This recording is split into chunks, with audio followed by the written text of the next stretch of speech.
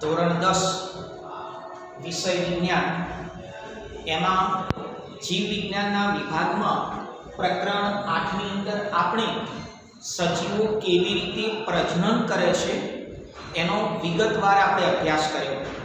પ્રજનન શા માટે જરૂરી છે એની આપણે ચર્ચા કરી અને લિંગી અને અલિંગી પ્રજનન એની વિગતે ચર્ચા કરી। સાથોસાથ આનુવંશિક લક્ષણો કોને કહેવાય એ પણ આપણે એ પ્રકરણમાં જોયું। હવે આપણે જીવ વિજ્ઞાનમાં પ્રકરણ 9 આનુવંશિકતા અને ઉદ્વિકાસનો અભ્યાસ કરીશું। તો આ પ્રકરણની અંદર કુલ 6 મુદ્દાઓ છે, સમજી લેજો મિત્રો।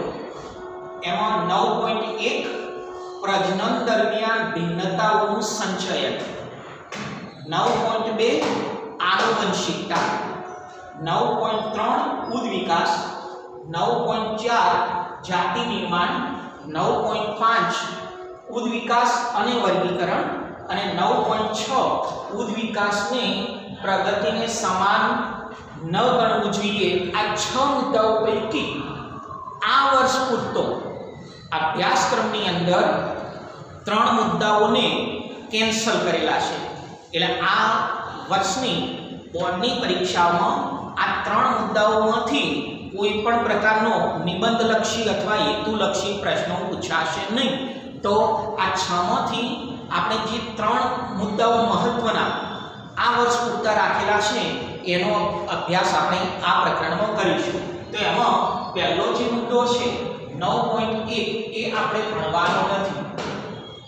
9.2 આનુવંશિકતાનો વિગતે આપણે અભ્યાસ કરવાનો છે, એટલે એ મુદ્દો છે આપણા અભ્યાસક્રમમાં। 9.3 ઉદ્વિકાસ પણ છે, જાતિ નિર્માણ નથી અને ઉદ્વિકાસ અને વર્ગીકરણનો મુદ્દો પણ છે અને 9.6 એ પણ નથી। તો ટૂંકમાં આ 6 મુદ્દાઓ પૈકી 3 મુદ્દાઓનો આપણે અભ્યાસ કરવાનો છે। તો 3 મુદ્દાઓને આપણે વિગતે સમજવા પ્રયત્ન કરીએ। તો મિત્રો યાદ કરો કે પ્રજનનની અંદર આપણે વાત કરી કે દરેક સજીવ પુખ્તાવસ્થાએ પોતાના જેવા નવા સજીવનું નિર્માણ એનું સર્જન કરે છે અને એ રીતે આ પોતાનો જે વંશવેલો છે એ ચાલુ રાખે છે। હવે જે નવી સંતતિ ઉત્પન્ન થાય છે એમાં મોટે ભાગે 2 પ્રકારના લક્ષણો જોવા મળે છે, એક સમાનતા અને ભિન્નતા। તો મિત્રો સૌથી પહેલા સમાનતા એટલે શું? તો ખરેખર જે પ્રજનનનું કોઈ મહત્વનું જો કોઈ પરિણામ હોય તો એ પ્રજનનને પરિણામે ઉત્પન્ન થતી જે નવી સંતતિ છે એ સંતતિ મોટે ભાગે આકાર અને બંધારણની દ્રષ્ટિએ પિતૃ પેઢીને મળતી આવે છે અને સમાનતા કહેવાય છે। જ્યારે એક પેઢીમાંથી નવી પેઢીમાં આ લક્ષણો જે છે એ ઉતરી આવે આનુવંશિકતાની રીતે અને એમાં કેટલાક લક્ષણો એ સમાન હોય છે। અગાઉની પેઢી, એના પહેલોની પેઢી, એના પછીની પેઢી, વંશ પરંપરાગત રીતે એ લક્ષણો એ એક સરખા ઉતરી આવે છે। એનો આકાર સમાન હોય છે, એનું બંધારણ સમાન હોય છે અને આપણે સમાનતા તરીકે ઓળખીશું।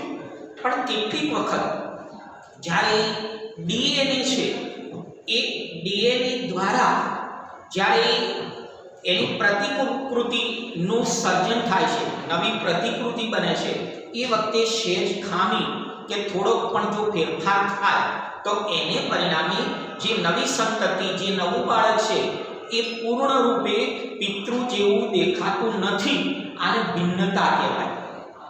એકદમ આબેહૂબ એની નકલ, એની કોપી ન હોય, એટલે ડીએનએ એની પ્રતિકૃતિ જ્યારે બનતી હોય છે એ વખતે એમાં થોડી ખામી સર્જાય, થોડોક એમાં ફેરફાર થઈ જાય તો એને પરિણામે એ લક્ષણો થોડાક બદલાઈ જાય અને પૂર્ણ રૂપે નવી સંતતિ તેની અગાઉની જે પેઢી છે એ પેઢીને સંપૂર્ણપણે મળતી આપતી હોતી નથી, એને ભિન્નતા કહેવાય। તો અહીંયા સમાનતા પણ જરૂરી છે અને ભિન્નતા પણ જરૂરી છે, કારણ કે ભિન્નતા છે એ અગાઉ આપણે અભ્યાસ કરી ગયા કે નૈસર્ગિક પસંદગીની અંદર ઉત્તીર્ણ થવા માટે અને નવા પર્યાવરણમાં એને અનુકૂળ સાધવા માટેની એને તક પૂરી પાડે છે. એટલે ક્યારેક મોટું ઉથલપાથલ થઈ જાય પર્યાવરણના અંદર તો મોટાભાગના સજીવો નાશ પામે, પણ થોડીક જેમાં ભિન્નતા છે એ સજીવ પોતાનું અસ્તિત્વ ટકાવી રાખે ને એને પરિણામે એ ભવિષ્યની અંદર એમાંથી ઘણી બધી પેઢીઓ ઉત્પન્ન થઈ અને એની જે વસ્તી છે એ વસ્તી જાળવી રાખે છે. તો સમાનતા અને ભિન્નતા બંને જરૂરી છે. હવે મિત્રો અહીંયા આપણે આનુવંશિકતા અને ઉદ્વિકાસનો વાત કરીશું. તો મિત્રો આનુવંશિકતા એટલે ખબર છે કે એક પેઢીના લક્ષણો બીજી પેઢીમાં ઉતરી આવે. અનુગામી અને પુરોગામી પેઢી અને કેટલીક વખત જે નવી સંતતિ પણ પરસ્પર એકબીજા સાથે સમાનતા ધરાવે છે એની પિતૃ પેઢી સાથે પણ સમાનતા ધરાવે છે. બરાબર છે. અને આ રીતે આનુવંશિકતાને કારણે કેટલાક લક્ષણો એ વંશ પરંપરાગત રીતે એ વહન પામે છે. પેઢી દર પેઢી એ લક્ષણો એ જળવાઈ રહે છે. તો હવે આપણે મિત્રો આનુવંશિકતા અને ઉદ્વિકાસની અંદર સૌથી પહેલો મહત્વનો મુદ્દો કે આનુવંશિક લક્ષણો માટે આધારભૂત બાબતો કઈ કઈ છે. આનુવંશિક લક્ષણો માટે આધારભૂત બાબતો. આનુવંશિક લક્ષણો માટે આધારભૂત બાબતો. તો કઈ બાબતો એ આનુવંશિક લક્ષણો માટે આધારભૂત છે એની આપણે ચર્ચા કરીએ. તો એવા 4-5 મુદ્દાઓની આપણે ચર્ચા કરીએ. તો સૌથી પહેલો મુદ્દો ધ્યાન રાખો મિત્રો કે કોઈ પણ સજીવની અંદર જે પ્રત્યેક લક્ષણ છે એ પ્રત્યેક લક્ષણ બે અથવા વધુ વૈકલ્પિક સ્વરૂપો ધરાવે છે. પ્રત્યેક લક્ષણ બે અથવા વધુ વૈકલ્પિક સ્વરૂપ એ ધરાવે છે.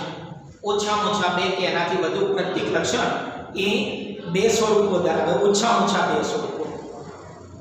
એનો બીજો મહત્વની બાબત છે કે પ્રત્યેક લક્ષણ, ચોક્કસ લક્ષણ એ જનીનો અથવા એને આપણે કારક તરીકે ઓળખીશું એના દ્વારા નિયંત્રિત છે. એટલે પ્રત્યેક લક્ષણ એ જનીનો એટલે કારક વડે એ નિયંત્રિત છે. એનું જનીનો અથવા કારકો છે એના દ્વારા એનું નિયંત્રણ થાય છે. એનો ત્રીજું મહત્વની બાબત છે કે જે લક્ષણોની જે બે કે તેથી વધુ વૈકલ્પિક સ્વરૂપો છે એમાં કેટલીક વખત એક લક્ષણ બીજા લક્ષણ ઉપર પ્રભાવી હોય છે. એક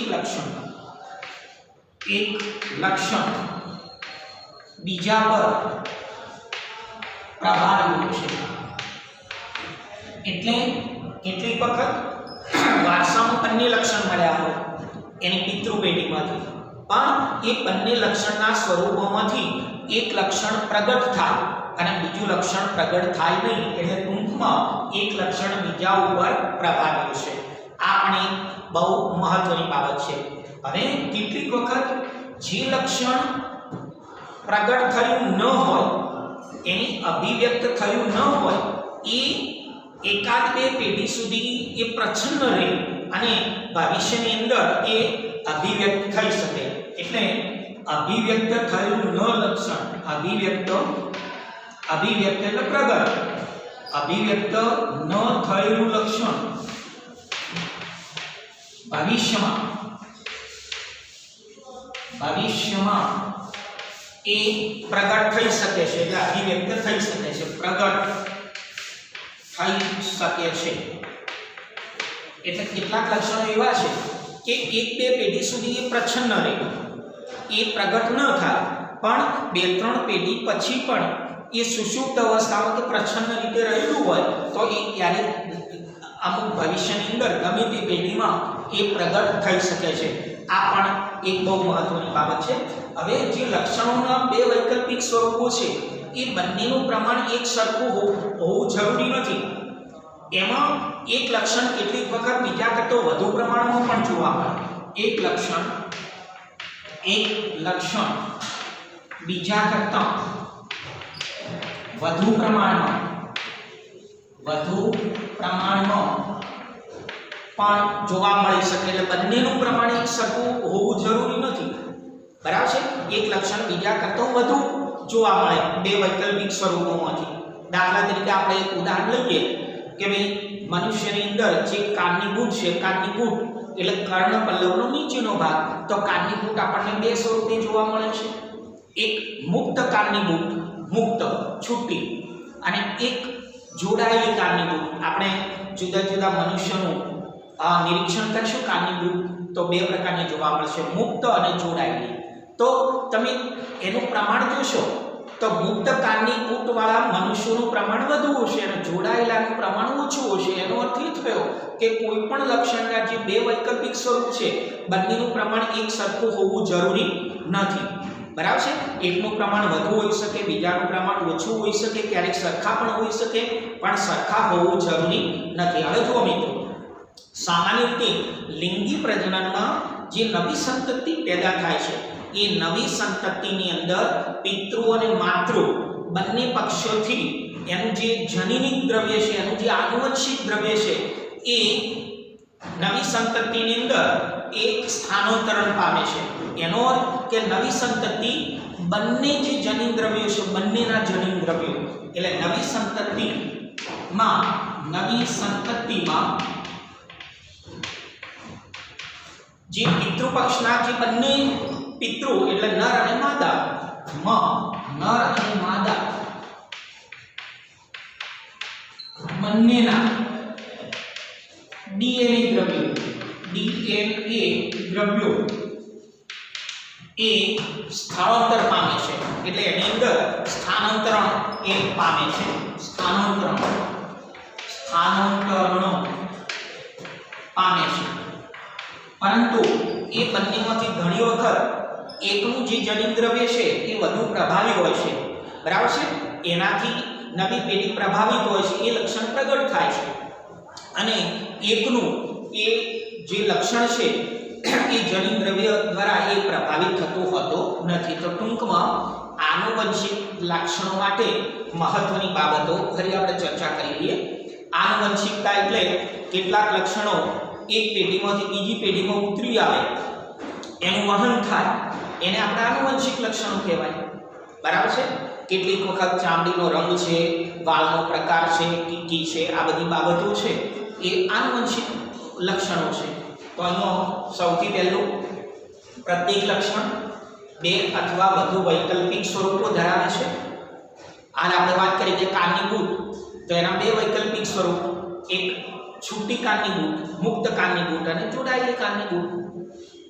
પ્રત્યેક જે લક્ષણ છે એ જનીન એટલે કે કારકો વડે નિયંત્રિત હોય છે અને કારકો હંમેશા જોડમાં હોય છે હમણાં આપણે ચર્ચા કરીશું જોડીમાં હોય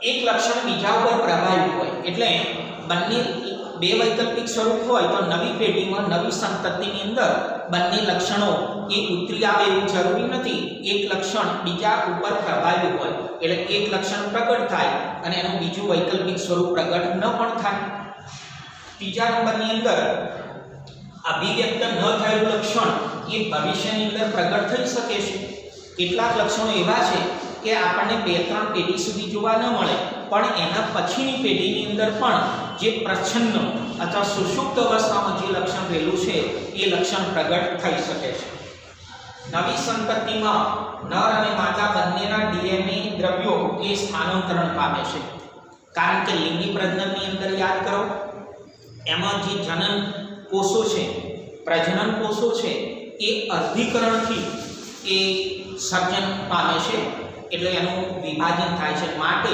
પિતૃ અને માતૃ બંને પક્ષના જે જનીનો છે બરાબર છે જે ડીએનએ દ્રવ્યો છે એ નવી સંતતિની અંદર એ સ્થાનાંતરણ પામે છે અને બહુ મહત્વની વસ્તુ છે કે ક્યારેક બંને લક્ષણોનું પ્રમાણ એક સરખું ન પણ હોય અને એ એકમાં એ વધઘટ પણ થઈ શકે તો ટૂંકમાં આ બહુ મહત્વનો પ્રશ્ન છે પરીક્ષામાં પૂછી શકાય કે આનુવંશિક લક્ષણો માટે આધારભૂત બાબતો કઈ તો આપણે આ રીતે 5-6 બાબતોની વિગતે ચર્ચા કરવાની હવે મિત્રો આગળ આપણે વધીએ તો આનુવંશિકતાની અંદર અથવા ભિન્નતાની અંદર સૌથી પાયાનું જો કોઈ કાર્ય કર્યું હોય આમ તો ઘણા બધા વૈજ્ઞાનિકોએ એમાં ઘણા બધા કામ કર્યું છે, ઘણા બધા સંશોધનો કર્યા છે, પણ જ્યારે આનુવંશિકતાની વાત આવે ત્યારે એક બહુ મહાન વૈજ્ઞાનિક ગ્રેગર જ્હોન મેન્ડલ, બરાબર છે, ગ્રેગર જ્હોન મેન્ડલ નામનો જે વૈજ્ઞાનિક હતો એણે આ આનુવંશિકતા અંતર્ગત ઘણું બધું કામ કરેલું, ઘણા બધા એને સંશોધનો કરેલા, ઘણા બધા એને નિયમો તારવેલા, બરાબર, ઘણા બધા વાદ એને રજૂ કરેલા. તો આ મેન્ડલ છે એણે પોતાના પ્રયોગો માટે એણે વટાણાનો છોડ પસંદ કર્યો. વટાણાના છોડ ઉપરથી આનુવંશિકતા સમજાવવા માટે ઘણો પ્રયત્ન કર્યો. તો વટાણા, એના માટે વટાણાનો છોડ પસંદ કર્યો. તો આપણને મિત્રો એક પ્રશ્ન થાય, હવે જે જુઓ, વિજ્ઞાનની અંદર, જીવ વિજ્ઞાનની અંદર વૈજ્ઞાનિક નામ પણ ખૂબ અગત્યનું છે. તો જે વટાણા છે એનું વૈજ્ઞાનિક નામ પાયસમ સેટાઇવમ છે. યાદ રાખજો, પાયસમ સેટાઇવમ. હવે પાયસમ તો કે સમ કો છ પણ અહીં ક્યારેક લખાય છે પાયસમ સેટાઇવમ, પાયસમ સેટાઇવમ. તો વટાણાનું વૈજ્ઞાનિક નામ પૂછાય. આપણે 9મા ધોરણમાં કે આગળ ચર્ચા કરેલી છે કે ભાઈ વૈજ્ઞાનિક નામો ખૂબ અગત્યના છે. મનુષ્ય તો હોમો સેપિયન્સ એ રીતે, બરાબર. વટાણાનું વૈજ્ઞાનિક નામ પાયસમ સેટાઇવમ. તો એને વટાણાનો છોડ શા માટે પસંદ કર્યો? તો વટાણાની અંદર ઘણા બધા એવા લક્ષણો છે કે જેને કારણે એની ઉપર વ્યવસ્થિત સ્વરૂપે પ્રયોગ થઈ શકે. તો સૌથી પહેલા તો વટાણાના જે છોડ છે એની પસંદગી શા માટે? વટાણાની જેની પસંદગી શા માટે કરી? તો ઘણી બધી બાબતો છે, પણ એમાંની અગત્યની બાબતોની આપણે ચર્ચા કરીએ તો સૌથી પહેલા તો એના જે છોડ છે એ કદમાં થોડા નાના છે અને એને સરળતાથી ઉછેરી શકાય છે. બહુ એ ઝડપી વિકાસ પામે છે, સરળતાથી ઉછેરી શકાય છે, અને એના છોડ એ નાના છે કદમાં. બીજા નંબરમાં એ એક વર્ષાયુ છે, એક જ વર્ષનું એનું આયુષ્ય છે, એટલે એક વર્ષાયુ એ આયુષ્ય ધરાવે છે. એનો અર્થ કે થોડાક સમયગાળામાં ઘણી બધી પેઢીઓનો અભ્યાસ આપણે કરી શકીએ, બરાબર. તમે એક વર્ષાયુ હોય એટલે 5, 6 કે 10 વર્ષ સુધી એનો અભ્યાસ કરો તો 10 પેઢી સુધીનો આપણે એના લક્ષણોનો અભ્યાસ કરી શકાય. બીજું, એ વધુ પ્રમાણમાં સંતતિ ઉત્પન્ન કરે છે, વધુ પ્રમાણમાં સંતતિ ઉત્પન્ન કરે છે, વધુ પ્રમાણમાં બીજા છોડ અથવા બીજી વનસ્પતિના પ્રમાણમાં એનો વધુ પ્રમાણમાં સંતતિ ઉત્પન્ન થાય છે. એના જે પુષ્પો છે એ પુષ્પો દ્વિલિંગી. હવે દ્વિલિંગીનો અર્થ આપણે આગળના પ્રકરણની અંદર સપુષ્પી વનસ્પતિમાં જે પ્રજનન તો લિંગી એની અંદર આપણે વાત કરી છે કે એની અંદર એના પુષ્પો દ્વિલિંગી, બંને લિંગ, સ્ત્રી કેસર ચક્ર અને કેસર ચક્ર બંને એક જ પુષ્પમાં હોય અને એની અંદર સ્વફલન થાય છે, બરાબર. બીજો એનો મહત્વનો જે મુદ્દો છે એ કૃત્રિમ રીતે વટાણાના છોડની અંદર સ્વફલન તો ખરું, પણ એમાં કૃત્રિમ રીતે પરફલન પણ કરી શકાય છે. કૃત્રિમ રીતે પરફલન પણ કરી શકાય સરળતાથી. દ્વિલિંગી એમાં સ્વફલન છે, કૃત્રિમ રીતે એની અંદર પરફલન પણ કરી શકાય છે. હવે આ વટાણાના છોડના કેટલાક જે લક્ષણો એવા છે, આગળ આપણે વાત કરી કે લક્ષણો 2 કે તેથી વધુ વૈકલ્પિક સ્વરૂપો ધરાવે છે, પણ વટાણાના છોડની અંદર તો મોટા ભાગના લક્ષણો એ 2 વૈકલ્પિક સ્વરૂપો અને તદ્દન વિરોધાભાસી છે. એટલે આપણે ધારો કે ઊંચાઈની વાત કરીએ તો વટાણા ઊંચાઈની દ્રષ્ટિએ 2 તદ્દન વિરોધાભાસી લક્ષણો.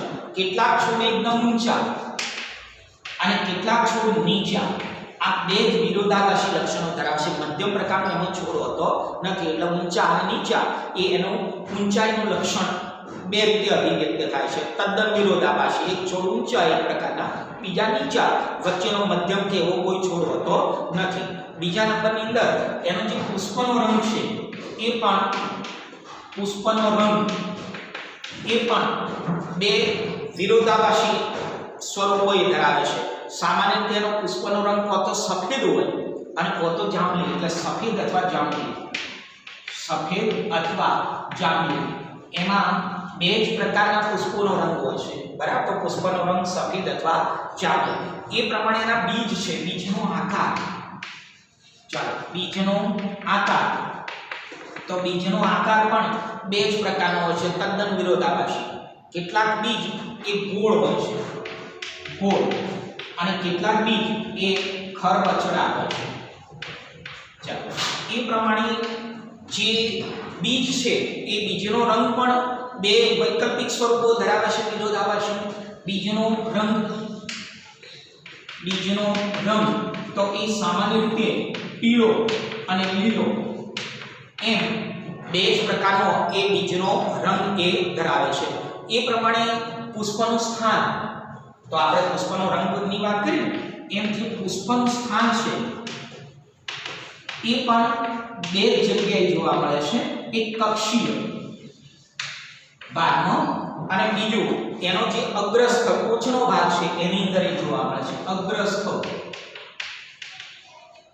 અગ્રસ્થ ભાગે એટલે એના પુષ્પો કત કક્ષીય ભાગે, એટલે એની જે શાખાઓ છે એના જે પ્રકાંડની અંદર જે જુદી જુદી શાખાઓ, બરાબર, એની ટોચે અથવા એ જે છોડ છે એની ટોચ ઉપર અગ્રસ્થ સ્થાન ઉપર એ પુષ્પ આવેલું હોય છે.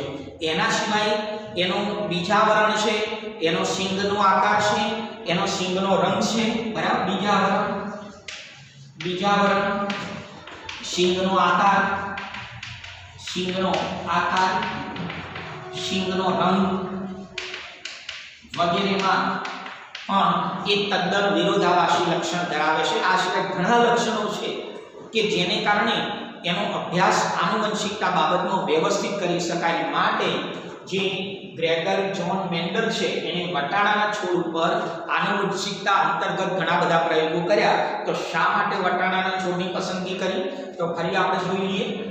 ઘણા બધા બાબતો છે, એમાં મહત્વની બાબતો કે એ છોડ કદમાં નાના અને સરળતાથી ઉછેરી શકાય એવા છે.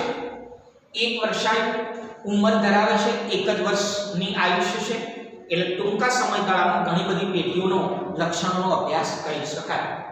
વધુ પ્રમાણમાં સંતતિ ઉત્પન્ન કરે છે. પુષ્પો દ્વિલિંગી અને સ્વફલન ધરાવે છે. કૃત્રિમ રીતે એમાં પરફલન પણ કરી શકાય છે, એટલે સ્વફલન અને પરફલન બંને એમાં જોવા મળે છે. સાથોસાથ એના જે કેટલાક લક્ષણો એ બે જ વૈકલ્પિક સ્વરૂપો ધરાવે છે, બંને વૈકલ્પિક સ્વરૂપ એકબીજાથી તદ્દન વિરોધાભાસી, બરાબર. દાખલા તરીકે એની ઊંચાઈ, તો ઊંચાઈમાં બે જ પ્રકારના છોડ, કો તો ઊંચા છોડ, કો તો નીચા છોડ.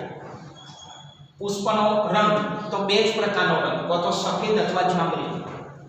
બીજનો આકાર તો બે જ પ્રકારના બીજ, ત્રીજું નહીં, ગોળ અથવા ખરબચડા. બીજનો રંગ પીળો અથવા લીલો. પુષ્પનું સ્થાન તો કો તો કક્ષીય સ્થાને અથવા અગ્રસ્થ ટોચના સ્થાને જે પુષ્પો હોય, બરાબર છે.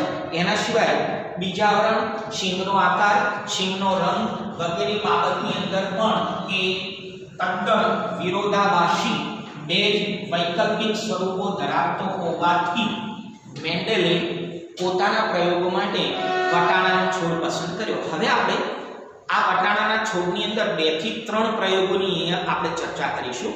સૌથી પહેલો પ્રયોગ એ સામાન્ય રીતે વટાણાના છોડની અંદર આ જે એક સંકરણ પરફલનનો એને પ્રયોગ કર્યો. એક સંકરણ પરફલન. ચાલો, વટાણાના છોડની અંદર એક સંકરણ પરફલન નો પ્રયોગ. તો જો મિત્રો, એના ઉપરથી એને કઈ બાબતો, કયા નિયમો શોધ્યા, શું એને તારણ કાઢ્યું, બરાબર, શું નિર્ણય એના ઉપરથી કાઢ્યો એની આપણે ચર્ચા કરીશું. તો એક સંકરણ પરફલનની અંદર મેન્ડલે ઊંચાઈનું લક્ષણ એણે સૌથી પહેલા પસંદ કર્યું. ઊંચાઈના લક્ષણ માટે આ પ્રયોગ કર્યો. તો મેન્ડલે બે પ્રકારના છોડ પસંદ કર્યા. સૌથી પહેલા એની પિતૃ પેઢી માટે, બરાબર છે, બે પ્રકારના છોડ, એક ઊંચો છોડ અને એક નીચો છોડ. બરાબર. તો અહીંયા આપણે આકૃતિ દોરેલી છે. પિતૃ પેઢીમાં બે પ્રકારના છોડ એને પસંદ કર્યા, એક ઊંચો છોડ, એક નીચો છોડ, એક શુદ્ધ ઊંચો અને શુદ્ધ નીચો. તો મિત્રો આગળ આપણે વાત કરી કે કોઈ પણ જે લક્ષણ છે એ લક્ષણ જનીનો વડે, જનીનો દ્વારા, કારકો દ્વારા એ નિયંત્રિત હોય છે. તો અહીં જો મિત્રો જે ઊંચો છોડ છે એના જનીનો, ઊંચા છોડ માટેના જનીનો આપણે ઊંચા છોડ માટે એના જે જનીનો છે એ જોડનો હોય એને આપણે કેપિટલ ટી વડે દર્શાવીએ. અને શુદ્ધ નીચો છોડ છે, નીચો છોડ, એના જનીનો પણ જોડીનો હોય એને આપણે સ્મોલ ટી વડે, જોડનો જ હોય છે, બરાબર, તો એના વડે આપણે દર્શાવીએ. તો ચાલો, તો મેન્ડલે શું કર્યું? પિતૃ પેઢીમાં અહીં આકૃતિ દોરેલી છે. જો એક ઊંચો છોડ પસંદ કર્યો, વટાણાનો એક નીચો છોડ, બંને શુદ્ધ. ઊંચા છોડનો જે જનીનો છે એનું બંધારણ કેપિટલ ટી અને નીચાનું સ્મોલ ટી લીધું. આ બંને છોડને આપણે પિતૃ પેઢી તરીકે ઓળખીશું. ચાલો, પિતૃ પેઢીના બંને જે છોડ છે એમની અંદર પરફલન કર્યું અને પરફલન કરવાથી જે F1 પેઢી છે, નવી પેઢી, પહેલી પેઢી, એમાં 4 છોડ ઉત્પન્ન થયા અને એ ચારે ચાર જે છોડ હતા એ ઊંચા ઉત્પન્ન થયા. અહીંયા જો મિત્રો પિતૃ પેઢીમાં એક ઊંચો અને એક નીચો છોડ, F1 પેઢીમાં ચારે ચાર છોડ ઊંચા. તો આપણને પ્રશ્ન થાય કે પિતૃ પેઢીમાંથી F1 પેઢી, પહેલી પેઢીનું જ્યારે નિર્માણ થયું, સંતતિ ઉત્પન્ન થઈ, ત્યારે નીચા છોડ છે એનું લક્ષણ પ્રગટ થયું નહીં. ચારે ચાર છોડ ઊંચા. હવે એમનું બંધારણ છે તો અહીંયા કેપિટલ ટી, સ્મોલ ટી, એ બંને છોડ વચ્ચે પરફલન કરવાથી નવી પેઢીના 1 2 3 4 ચારે ચાર જે છોડ હતા એ ઊંચા જોવા મળે અને એનું જનીન બંધારણ કેપિટલ ટી, સ્મોલ ટી, બરાબર છે. અહીંયા capital T, small T, capital T અને બરાબર છે. તો કેપિટલ ટી, સ્મોલ ટી પ્રકારનું એનું બંધારણ જોવા મળે આ ચારે ચાર છોડનું. એટલે એમાં નીચો છોડ F1 પેઢીમાં જોવા ન મળે. હવે એને શું કર્યું મેન્ડલે?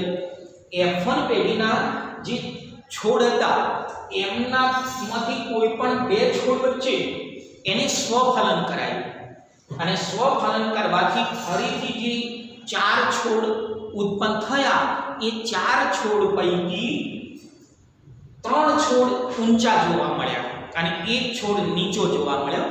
એટલે ઊંચા છોડનું પ્રમાણ 75% હતું અને નીચા છોડનું પ્રમાણ 25%. એટલે 3 છોડ ઊંચા, એક નીચો, એટલે એમનું જે પ્રમાણ છે એ 3:1 નું પ્રમાણ એને જોવા મળ્યું. તો હવે મિત્રો અહીંયા ફરીથી આપણે જોઈ લો આકૃતિથી, ઊંચો અને નીચો છોડ પિતૃ પેઢીમાં, એમની વચ્ચે પરફલનને પરિણામે ચારે ચાર છોડ ઊંચા, એમની વચ્ચે ફરી સ્વફલન એટલે F2 પેઢીની અંદર 3 છોડ ઊંચા અને 3 છોડ નીચા. આને આપણે ફરીથી આ આકૃતિ છોડની દોરી છે. હવે એને જનીનની જોડીના આધારે આપણે એને સમજવા પ્રયત્ન કરીએ. તો અહીં સૌથી પહેલા લઈએ પિતૃ પેઢી. ચાલો, પિતૃ પેઢી. તો પિતૃ પેઢીમાં આ બે પ્રકારના છોડ એને લીધા, કેપિટલ ટી અને સ્મોલ ટી. તો આ બે પ્રકારના જે છોડ છે એની વચ્ચે અહીંયા અર્ધીકરણ થશે અને એમની વચ્ચે પરફલન કરવું. તો આ પિતૃ પેઢી કેપિટલ ટી, સ્મોલ ટી, એક ઊંચો છોડ એક નીચો છોડ, એમની વચ્ચે પરફલન. એટલે હવે F1 પેઢી. તો F1 પેઢીની અંદર અહીંયા જે દરેક છોડ ઉત્પન્ન થશે એ છોડમાં એક જ પ્રકારનું જનીન બંધારણ. અહીંયા કેપિટલ ટી, સ્મોલ ટી, જુઓ અહીંયા T T T capital small ફરીથી આ તમે લેશો પહેલા છોડવાનો કેપિટલ ટી તો બીજાનો સ્મોલ ફરીથી પહેલાનો કેપિટલ બીજાનો સ્મોલ ટી એટલે ચારે ચાર છોડનું જે બંધારણ હતું જનીન બંધારણ એ capital T small T capital T small T capital T small T capital T small T સ્વરૂપનું હતું હવે એ છોડમાં ફરીથી એમની વચ્ચે આ F1 પેઢીના બધા છોડનું આ બંધારણ ચાલે હવે એમની વચ્ચે ફરીથી કેપિટલ ટી સ્મોલ ટી આમની વચ્ચે ચાલો અહીંયા ફરીથી અર્ધીકરણ અને અર્ધીકરણો અને એમની વચ્ચે સ્વફલન કરાય તો મિત્રો જે F2 પેઢી છે F2 પેઢી એમાં ચાલો આ કેપિટલ ટી આ સ્મોલ ટી આ બંને આ કેપિટલ ટી ચાલો આ કેપિટલ ટી અને સ્મોલ ટી ચાલો હવે આ સ્મોલ ટી અને કેપિટલ ટી તો એને આપણે આમ લખીએ કેપિટલ ટી સ્મોલ ટી અને આ કેપિટલ ટી સ્મોલ ટી એના પછી આ સ્મોલ ટી બરાબર છે તો હવે તમે જુઓ મિત્રો આ ચાર છોડમાંથી આ જે ત્રણ છોડ છે એ ત્રણ છોડ એ ઊંચા છે આ ઊંચા અને આ એક જ છોડ છે એ નીચો જોવા મળે નીચો છે એનો અર્થ કે અહીંયા કેપિટલ ટી સ્મોલ ટી અને સ્મોલ ટી આનું જે પ્રમાણ છે 1:2:1 એને જોવા મળ્યું 1:2:1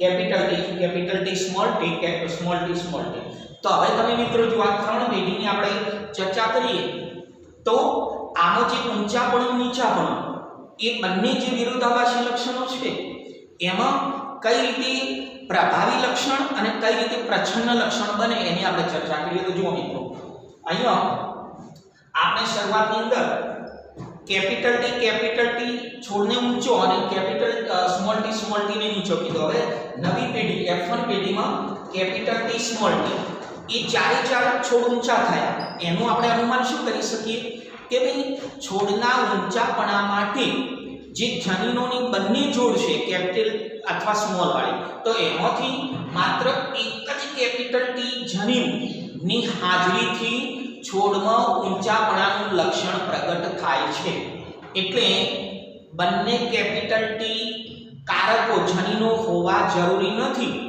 એટલે ઊંચાપણા માટે એક જ કેપિટલ ટી એ પૂરતો છે એની હાજરી પૂરતી છે પણ નીચા છોડ માટે એક જ સ્મોલ ટી કારક જવાબદાર નથી પણ નીચા છોડ માટે બંને જો સ્મોલ ટી જનીનો ભેગા થાય તો જ એ છોડ નીચો રહે છે એનો અર્થ એ થયો કે અહીંયા ઊંચા અને નીચા છોડ માટે એના જનીનોમાં કેપિટલ ટી એ પ્રભાવી છે એનો અર્થ કે ઊંચા છોડમાં કેપિટલ ટી પણ ચાલે એનું જનીન બંધારણ છોડ અથવા કેપિટલ ટી સ્મોલ ટી હોય તો પણ એ છોડ ઊંચો હોય એટલે બંને કેપિટલ અથવા એક કેપિટલ એક સ્મોલ હોય તો પણ એ છોડ ઊંચો હોય એનો અર્થ કે બે ટી અથવા એક જ કેપિટલ ટી એ ઊંચા માટે પૂરતા છે અને માટે આ કેપિટલ ટી જે જનીન છે જોડમોનો એ પ્રભાવી જનીન છે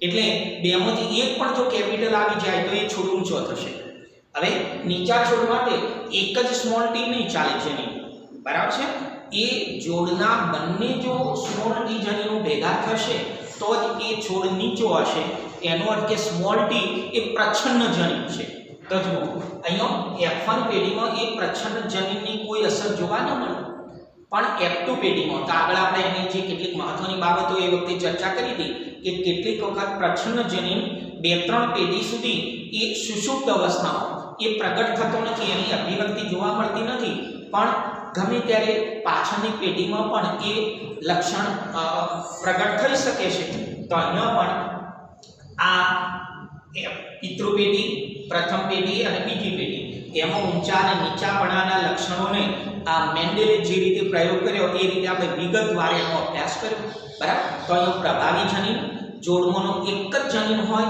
તો પણ એ લક્ષણ પ્રગટ કરે એ પ્રભાવી જનીન અને જોડમોના બંને લક્ષણો એક જ જેવા ભેગા થાય ત્યારે એ પ્રચ્છન્ન જનીન બે ભેગા થાય ત્યારે એ લક્ષણ પ્રગટે. એટલે ટૂંકમાં જનીનો જોડમાં હોય છે અને એ જે જનીનો છે એ જોડીઓના જનીનો એની જે પ્રતિકૃતિ એની જે નકલ છે એ સમાન પણ હોઈ શકે છે. જો કેપિટલ ટી સમાન, સ્મોલ ટી સમાન, પણ કેપિટલ ટી સ્મોલ ટી એ ભિન્ન પણ છે. એટલે જનીનો જોડમાં હોય એ સમાન પણ હોય જોડીઓના જનીનો અને એ ભિન્ન પણ હોઈ શકે. તો એ જનીનોમાંનો એક જનીન પ્રચ્છન્ન હોય અને એ પ્રચ્છન્ન માટે બે જનીનો ભેગા થાય ત્યારે એ લક્ષણ પ્રગટે. અને એક જે જનીન છે એ પ્રભાવી હોય, જોડમાંનો એક જ પ્રભાવી લક્ષણની હાજરી પણ એ લક્ષણ પ્રગટ કરી શકે છે.